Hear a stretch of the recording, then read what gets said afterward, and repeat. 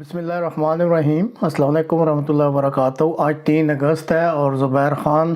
کے channel ZKM T V میں آپ کو خوش آمدید کہتے ہیں۔ یہ جو ویکنڈ گزرا ہے گزشتہ، اس ویکنڈ پر القاعدہ کے جو اس وقت کے سربراہ ایمن الظواہری تھے، ان کو ڈرون حملہ کر کے کابل میں ان کے شہر میں وہ بالکونی پر تھے، ان کو نشانہ بنا کر ہلاک کر دیا گیا۔ 2011 میں جب بن لادن کو ہلاک کیا گیا تھا پاکستان میں، تو اس وقت سے یہ جو ایمن الظواہری ہیں یہ القاعدہ کے سربراہ تھے۔ تو ان دونوں اہم ترین لیڈران یعنی بن لادن اور ایمن کو ہلاک کرنے کے بعد اب یہ سمجھا جا رہا ہے یا اس طرح کی کوئی کیا سرائیاں ہو رہی ہیں کہ غالباً القاعدہ کو اب ختم سمجھا جائے۔ تو یہ جو موضوع ہے اس پہ مختصر سی بات کرنی ہے آج کے پروگرام میں۔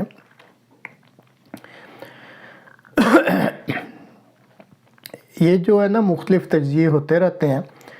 تو کچھ تجزیہ کار جو ہیں وہ یہ کہتے ہیں کہ یہ جو القاعدہ کی کامیابی ہے اصل میں یہ الظواہری کی وجہ سے ہوتی تھی۔ وہ کہتے تھے کہ بن لادن کہنے کو ٹھیک ہے القاعدہ کے سربراہ ہیں یا امیر ہیں، لیکن جو القاعدہ کا دماغ ہے، یہ جو کام کرتا ہے یہاں سے، اور جتنی پلاننگ اور تھنکنگ ہوتی ہے، یہ الظواہری کی ہی ہوتی تھی۔ اسی طرح یہ درست ہے کہ یہ کوئی آپس میں دوست نہیں تھے، بلکہ آپ کہہ سکتے ہیں کہ ایک دوسرے کے اتحادی تھے، اور یہ دونوں ہی مساعی کیا کرتے تھے کہ جس فیلڈ میں ان کا بس چلتا تھا ایک دوسرے کی مدد کر کے، وہ القاعدہ کو کامیاب بنانے کے لیے ہر قسم کی جو ہے وہ مساعی یا کوششیں کرتے تھے، اور دونوں کی جو مشترکہ کاوشیں ہیں اس سے ہی اس تنظیم کو طاقت ملتی تھی۔ جہاں تک الظواہری کا تعلق ہے تو یہ مصری نژاد تھے، اور انہوں نے باقاعدہ طب کی تعلیم، یعنی یہ میڈیکل ڈاکٹر پروفیشنل تعلیم تھی ان کی، لیکن یہ چونکہ مذہبی لحاظ سے سلفی عقیدہ کے جذبات رکھتے تھے، تو ان کے جو ذہن میں یا جو نقطہ نظر تھا اس میں جہادی عنصر غالب تھا۔ تو انہوں نے پھر یہی ترجیح دی کہ بجائے اس پروفیشن کے جس میں انہوں نے تعلیم حاصل کی تھی، یہ جہادی جدوجہد کی طرف ہی چل پڑے۔ بلکہ جب یہ ابھی 15 سال کے تھے نوجوان، تو انہوں نے ایک چھوٹا سا سیل بنا کے اس وقت کی جو مصر میں حکومت تھی اس کو انہوں نے کافی مشکل ٹائم دینا شروع کر دیا تھا اپنے ان نظریات کی وجہ سے۔ جب 9/11 کا واقعہ ہوا تو اس وقت جو ریکارڈ اویلیبل ہے اس کے مطابق جو سروے کیا گیا تھا، القاعدہ کے جو کارکنان ہیں یا جو اس کے فالورز کہہ لیں یا ممبرز کہہ لیں یا جو سرگرمیوں میں حصہ لیتے تھے، ان کی تعداد 400 تھی۔ تو 2011 میں جب بن لادن کو ہلاک کیا گیا تو اس وقت بھی یہ بات سامنے آئی تھی کہ اب شاید القاعدہ ختم ہو جائے، لیکن جب انہوں نے باغ دوڑ سنبھالی تو پھر ان لوگوں کا نقطہ نظر درست ثابت نہ ہوا جنہوں نے یہ کہا تھا کہ بن لادن جب اب سین میں نہیں ہے تو اب یہ جو ہے وہ القاعدہ ختم ہو جائے گی۔ اور اب جو لیٹسٹ سروے ہے اس کے مطابق یہ جو ان کو تو ویکنڈ پہ ہی قتل کیا گیا، لیکن اس وقت تک جو القاعدہ کی اس وقت اور جو اس کے ساتھ ایفیلیٹڈ دوسری جہادی تنظیمیں ہیں، ایک سروے کے مطابق اس وقت ان کی تعداد 40,000 ہو چکی ہے، اور سرگرم کارکن ہیں ان کے اپنے بھی اور ان کے ساتھ جو اتحاد کرتی ہیں یا ایفیلیٹڈ ہیں یا معاونت کرتی ہیں دوسری جہادی تنظیمیں۔ اور اس وقت یہ مراکش سے لے کر انڈیا تک اس بیلٹ میں جتنے بھی ممالک آتے ہیں ان میں کسی نہ کسی رنگ میں یہ موجود ہیں۔ اور گزشتہ سال جب یہ امریکہ افغانستان سے نکلا ہے تو اس کے بعد سے تو ان کو دوبارہ ایک کہہ لیں کہ آپ سیف ہیفن یا ایک ایسا ملک یا میدان پھر مل گیا جہاں پہ یہ اپنی سرگرمیوں کو بڑے ہی پر اثر طریقے سے اور تسلی کے ساتھ آگے جاری رکھے ہوئے تھے۔ یہ درست ہے کہ پچھلے 20 سالوں میں امریکہ اور دوسرے ممالک جو اس دہشت گردی کہہ لیں، مذہبی دہشت گردی یا یہ جو جہادی ایکٹیویٹیز ہیں ان کے چونکہ خلاف ہیں، تو ان کی مدد سے ان کی کارروائیاں جو ہیں وہ کافی حد تک روک دی گئی ہیں، اور ان کی کارروائی کرنے کی جو طاقت ہے وہ بھی کافی حد تک کمزور کر دی گئی ہے۔ لیکن تعداد کے لحاظ سے اگر کوئی سمجھتا ہے کہ یہ کوئی تنظیم جو ہے وہ نیچے چلی گئی ہے یا اس میں اب کوئی دم خم نہیں ہے، تو یہ درست تجزیہ نہیں ہے۔ جیسے ابھی بتایا کہ اب ان کی تقریباً 40,000 کے قریب جو ہے وہ تعداد ہو چکی ہے، اپنی بھی اور جو ان کے ساتھ اتحادی تنظیمیں یا جو مل کے ساتھ کام کرتی ہیں۔ اب جو سب سے بڑا مسئلہ درپیش ہے، جو یہ بات کر رہے ہیں کہ کیا الظواہری کے منظرنامے سے ہٹ جانے کے بعد القاعدہ کا خاتمہ ہو جائے گا، تو بظاہر جو زمینی حقائق ہیں یہ ایسے لگ نہیں رہے، کیونکہ تعداد بھی خاصی زیادہ ہے، اور پھر ان کا ایک سسٹم ہے، جیسے ان کی ایک مجلس شورا ہے، یا آپ کہہ لیں کہ ایک ایسی کمیٹی ہے جس نے اگلے سربراہ کا انتخاب کرنا ہے یا نومینیٹ کرنا ہے، چننا جو بھی ان کا طریقہ کار ہوگا۔ تو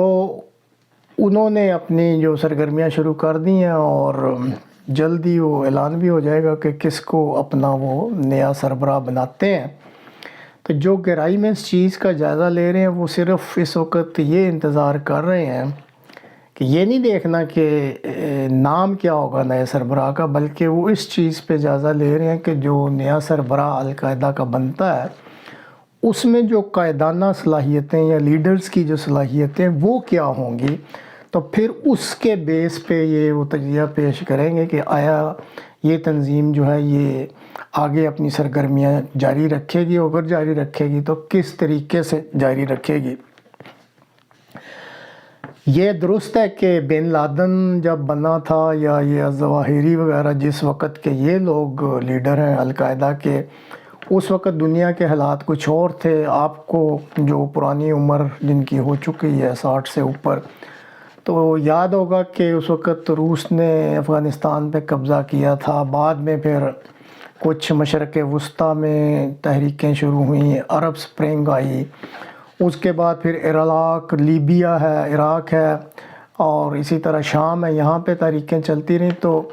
اس وجہ سے کچھ حالات اس قسم کے رہے کہ یہ دونوں کافی ایکٹیو بھی رہے اور کامیاب بھی رہے۔ لیکن اگر آج آپ دیکھتے ہیں تو بہرحال وہ صورتحال دنیا کی نہیں ہے، لیکن اس کے باوجود اسی چیز پہ غور کیا جا رہا ہے کہ جو بھی ان کا نیا سربراہ بنتا ہے اس کی قائدانہ صلاحیتوں کا جائزہ لیا جائے گا کہ وہ کیسا ہے، تو پھر یہ تجزیہ پیش ہو سکے گا کہ آیا اس تنظیم نے آگے کیسے چلنا ہے، یا سست پڑنا ہے، یا ختم ہونا ہے۔ تو جو اس وقت تک نام سامنے آ رہے ہیں اس کے مطابق اس وقت ان کی جو مجلس شورا یا کمیٹی جس نے انتخاب کرنا، اس میں دو نظریات ہیں۔ ایک نظریہ یہ ہے کہ کسی پرانے تجربہ کار اور قابل اعتماد کارکن کو ہی سربراہی دی جائے، جبکہ ایک نقطہ نظر یہ ہے کہ چونکہ بہت زیادہ تعداد نوجوانوں کی بھی اس میں شامل ہو چکی ہے، تو کیوں نہ کسی نوجوان کو سامنے لایا جائے جو کہ ان نوجوانوں کو بھی ایکسیپٹیبل ہو۔ بہرحال اس میں جو سب سے زیادہ چانس ہے وہ ایک ہیں سیف العادل ہیں، جو کہ اپنا ابراہیم مکاوی اور ابراہیم المدنی کے نام سے بھی پہچانے جاتے ہیں۔ یہ بھی مصری نژاد ہیں، لیکن یہ کہ کافی عرصے سے یہ ایران کی پناہ میں رہے ہیں، لیکن جو ہی یہ خبر نکلی کہ الظواہری صاحب کو ہلاک کر دیا گیا تو شنید ہے کہ یہ کل یا پرسوں افغانستان کی طرف روانہ ہو چکے ہیں۔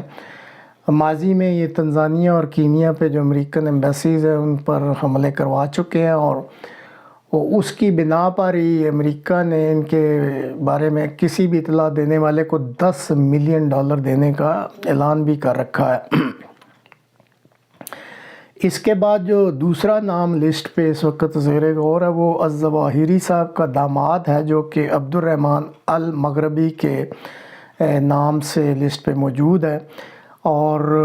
یہ بھی کافی جہادی کارروائیوں میں بھی مشہور ہے اور تجربہ رکھتا ہے، اور اس کے علاوہ اس کا میڈیا چلانے کا بھی بہت زیادہ تجربہ ہے۔ اسی طرح یزید مبارک ابو عبیدہ یوسف العنابی، یہ الجیرین شہری ہے، یہ بھی کافی تجربہ کار ہے اور جہادی کارروائیوں میں حصہ لے چکا ہے، اس کا نام بھی لسٹ پہ ہے۔ اور اسی طرح ایک اور نام ہے امین محمد الحق اسلام خان۔ تو جو ابھی تک کی اطلاعات ہے اس کے مطابق یہ 4 نام ہیں جو کہ مجلس شورا نے کنسیڈر کرنے ہیں، اور انہی میں سے امید ہے کہ کسی کو مقرر کیا جائے گا، کوئی اور نام ابھی تک سامنے نہیں آ رہا۔ امریکہ اور خاص کر دوسرے اس کے جو اتحادی ممالک جو دہشت گردی کے خلاف ہیں، یا وہ چاہتے ہیں کہ مذہبی شدت پسندی یا جہادی سرگرمیاں آگے نہ پڑیں یا پنپ نہ سکیں، تو وہ اس ساری چیز پہ بڑی گہری نظر رکھے ہوئے ہیں۔ اور جیسے ابھی بتایا ہے کہ اس چیز کی بجائے کہ نام کیا ہوگا ان کے سربراہ کا، وہ زیادہ زور اس پہ دے رہے ہیں کہ جو بھی بنے اس کا پھر مزید گہرائی میں جائزہ لینا پڑے گا کہ وہ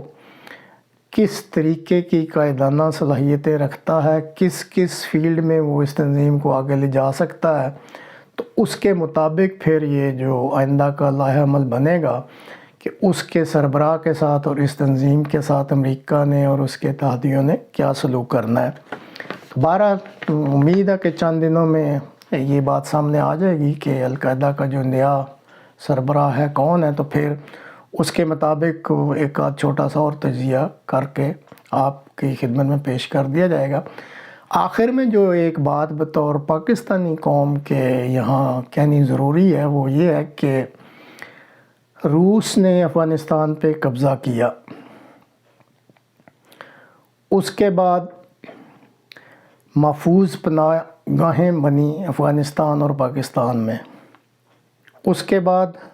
بن لادن ملا اور مارا گیا پاکستان میں، اور اب جو سب سے اہم ترین ٹارگٹ تھا امریکہ کا، اس کو جو ویکینڈ پہ مارا گیا ہے، تو اس کی جو انفارمیشن یا انٹیلیجنس اور جو سپیس کوریڈور دیا گیا ڈرون کو اور میزائل فائر کرنے کے لیے، وہ بھی پاکستان۔ تو یہ چیزیں جو ہے نا ہماری قوم کو ذہن میں رکھنے چاہیے کہ یہ جو ہمارے ملک کا نام بین الاقوامی میڈیا میں ہر اس چیز میں لیا جا رہا ہے، اس کا کچھ اینڈ بھی ہونا چاہیے، اور ہمارے حکمرانوں کو اس پہ سوچنا چاہیے۔ ہم اتنی بری قوم نہیں ہیں جتنا بنا دیے گئے ہیں۔